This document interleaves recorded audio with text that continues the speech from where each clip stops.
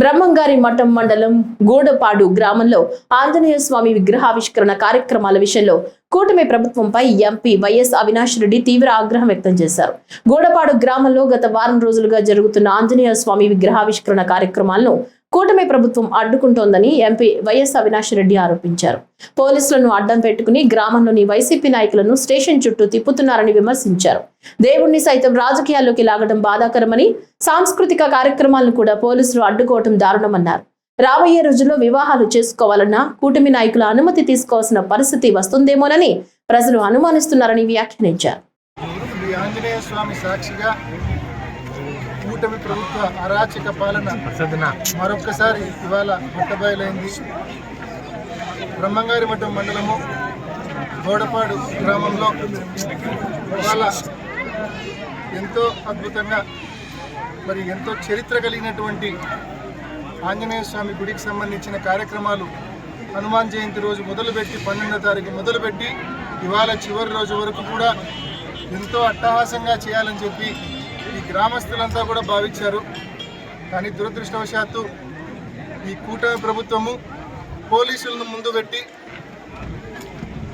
ప్రతిరోజు ఈ గ్రామానికి సంబంధించిన నాయకులను ఉదయం నుంచి రాత్రి వరకు పోలీస్ స్టేషన్లో పెట్టుకొని 12వ తేదీ నుంచి ఇవాళ వరకు ప్రతిరోజు ఉదయం నుంచి సాయంత్రం వరకు పోలీస్ స్టేషన్లో పెట్టుకొని ఈ వారం రోజులు ఏదైతే కార్యక్రమాలు తలపెట్టారో ఆ కార్యక్రమాలు సజావుగా జరగకుండా అడుగడుగున ఆటంకం కలిగించారు, అడుగడుగున అడ్డుకున్నారు.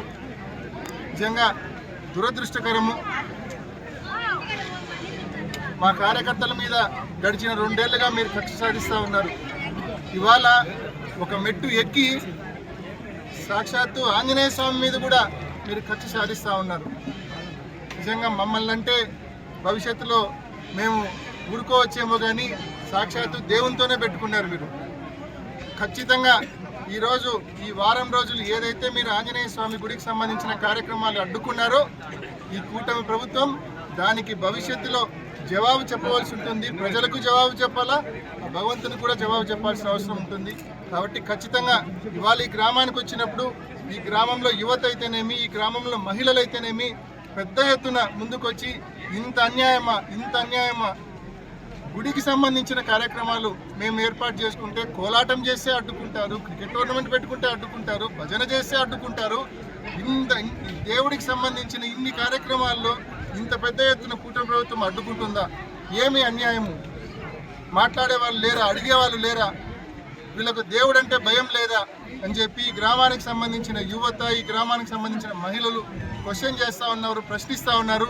ఇట్లే చూస్తూ ఊరుకుంటే కన్నా భవిష్యత్తులో పెళ్లిళ్ళు చేసుకోవాలనుకున్నా కూడా ఈ కూటమి ప్రభుత్వము, ఈ పోలీసుల పర్మిషన్ కావాల్సి వస్తుందేమో అని చెప్పి అందరూ కూడా ఆందోళన పడుతూ ఉన్నారు.